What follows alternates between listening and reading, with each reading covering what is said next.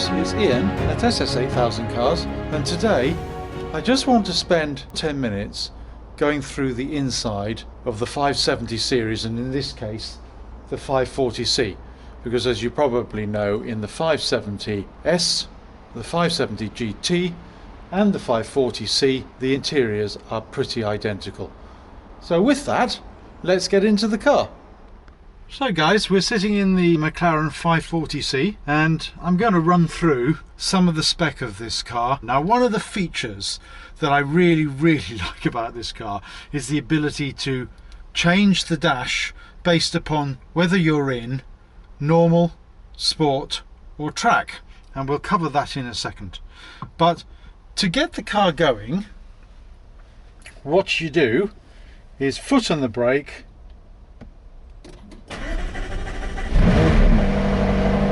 and it fires into life.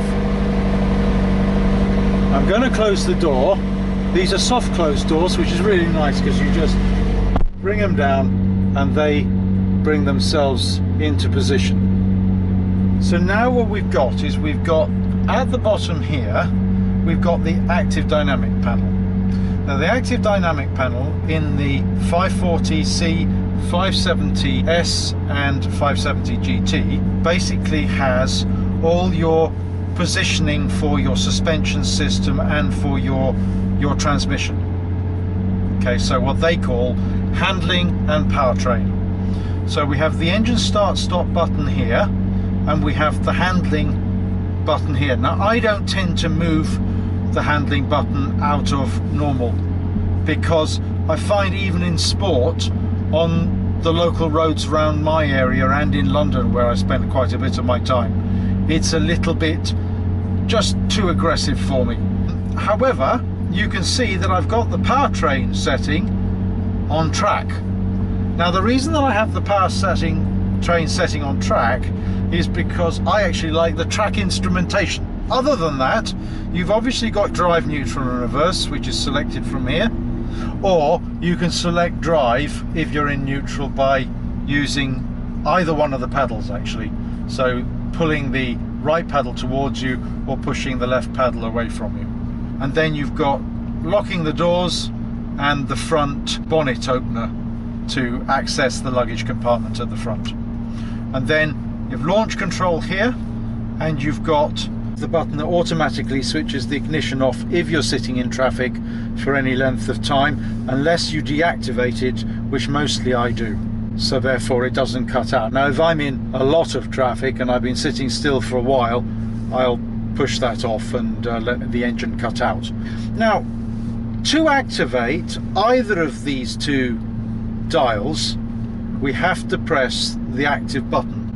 Now what I'm going to do is give you a bird's eye view of the instrumentation. Now you can see it automatically defers to neutral, automatic and handling in normal and powertrain in normal, because until you hit the active panel on the center console here, you'll find that it's not actually active. So none of the buttons you've got here are active. Now one of the things that I just missed off here is the manual button. So if you want to set it up for manual, you press the manual button, but none of these things will work unless your active dynamic panel is in operation. So what you do, and what I do, is I have it set up the way I want it, which is handling in normal, powertrain in track and manual activated. So I'll drive around most of the time with the car in manual. But what I'm going to do now is I'm going to push the power drain to sport, and now what I'm going to do is press the active button, and now the instrumentation has changed. So obviously your miles per hour has dropped to the bottom right. Because I pressed the active panel, you can now see that we're in normal, in handling, but powertrain is in sport. We're in neutral and we're in manual. However, the way I like it is this. Watch this. I've now put it into track. I just think that's fantastic. So obviously we lose the two dials on the side here, which tell us exactly how much fuel is in the tank, and it drops down to the bottom, which is in percentage. So if I just flick back to Sport again, so on the left hand side here you can see you've got your oil temperature gauge, and on the right hand side you've got your coolant temperature, and this effectively is how much fuel is in the car. And when we get going, you would normally have a range level set here, so if it's 215 miles left in the tank, it'll show 215, but that very much depends upon the driving you're doing. So if we go back into track, so what we've got here on this side is the little gauge that shows us the various components of the car and when they're up to temperature. So here we have the little green ring round the oil temperature gauge, which says the oil temperature gauge is up to temperature, but the coolant levels, so your rad levels, are not yet. I'm not utterly sure what the bottom one does. I'll have to check that for you, but maybe a separate engine thermostat. And then once you get going, the tires light up as well, so you can actually see when your tires are up to temperature, so when it's safe to start pushing the car slightly. Love this. And then when you're getting close to the limit of each gear, these lights at the top start lighting up, so you've got green, red and blue, which you can see are set. And then on the other side you have your trip computer. There's a number of areas that you can pull up onto this little screen here. Now, for example, if you want to activate the lift on the car, which is necessary sometimes, but actually nothing like as much as it's necessary in the 675, you literally push up on the lever down here. Now, to bring up the other settings available to you on the left hand screen, you push the same lever away from you, and then you can scroll through the various information. You can see there's your lifter there.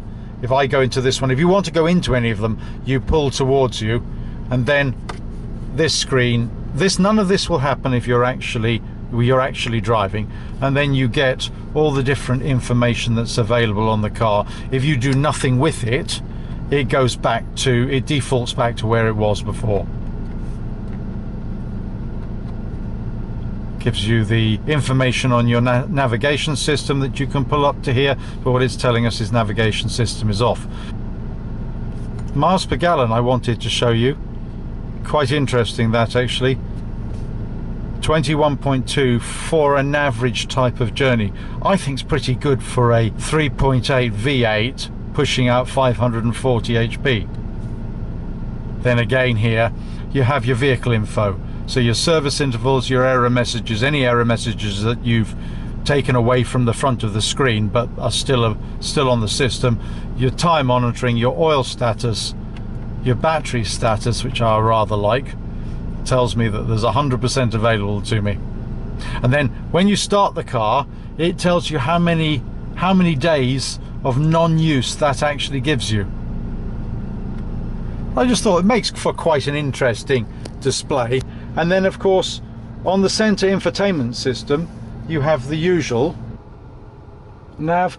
Nav is a little more complicated perhaps than it needs to be, but it is quite clear. And one of the things I really do find quite useful is, according to the navigation system, because as you know the speedometers in these cars are notoriously optimistic, you actually get the speed that you're traveling across the ground as far as the navigation system is concerned over here.